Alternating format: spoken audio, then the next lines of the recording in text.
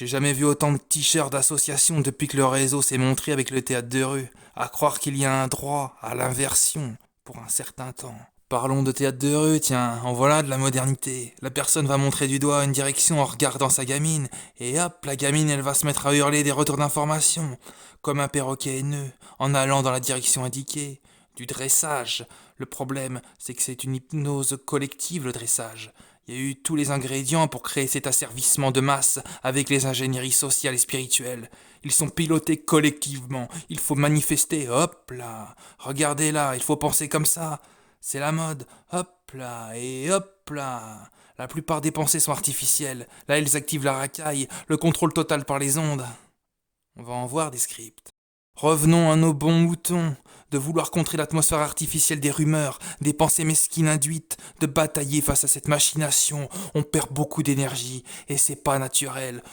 Contrer l'artificiel, quand il revient sans cesse et de manière de plus en plus virulente, c'est pas naturel, c'est de l'autosabotage. Et c'est exactement ça qu'ils veulent. De vouloir lutter face à des aspects qu'on ne peut pas contrôler, je déconseille. Par contre, je vous conseille la philosophie du stoïcisme. Contrer l'artificiel, c'est en étant naturel, sans devoir batailler face à des pantins. Il nous incite à se battre contre un mur, et ça fait mal, parce qu'une personne lobotomisée, avec leur technique de programmation, c'est un mur qui va vous retomber dessus. Même si tu as du bon sens, si la personne prend conscience de certains aspects manipulateurs, tellement visibles, c'est le dernier qui parle qui a raison. Même là, une petite recommandation YouTube derrière ma vidéo, et hop là, les zombifiés de positivité pour être soi-disant acceptés de personnes envoûtées. Y a rien de puissant là-dedans.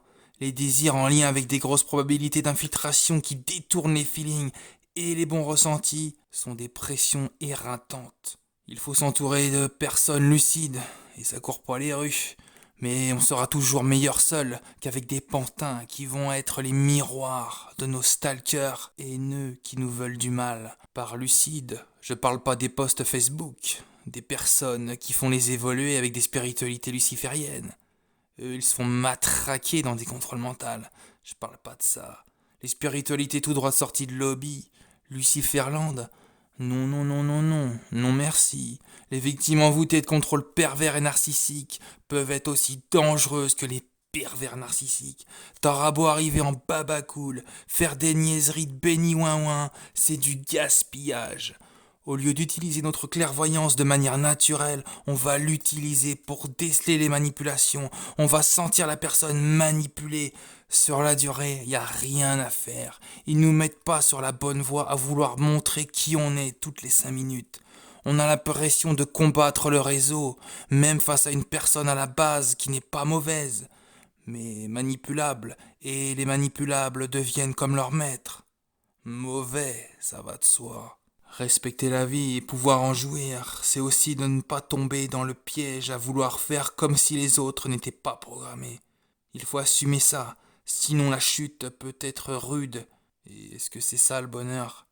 Les désirs naturels peuvent être un ascenseur bancal avec des personnes manipulables. La descente sera fulgurante. Être positif, c'est aussi aller vers ce qui est bon pour soi, même dans un contexte extérieur nauséabond. De pas se fixer sur le négatif, c'est d'éviter un maximum les mécanismes manipulateurs du réseau. Et quand ils utilisent l'extérieur, il faut s'adapter. L'accumulation de déceptions, c'est ce qu'ils veulent, générer de la frustration. Perso, je tomberai pas dans le script à devenir aigri. Les déceptions peuvent entraîner là-dedans. Ça génère plus de stress. Est-ce bon pour soi? C'est ça la question. Entre la vie souhaitée par le mental et celle des possibilités dans un contexte d'éléments parasites, il y a une part des choses à effectuer. Les rêveurs ne voulant pas voir les réels mécanismes artificiels d'aujourd'hui deviendront les aigris de demain. Je veux pas de ça, moi. Je suis d'un naturel optimiste, mais dans cette époque, il vaut mieux l'assembler en étant réaliste. Et en plus de ça, ça donne de la matière au théâtre de rue. Tout ce qui engendre la frustration, il l'amplifie pour faire cogiter, pour vous dégoûter.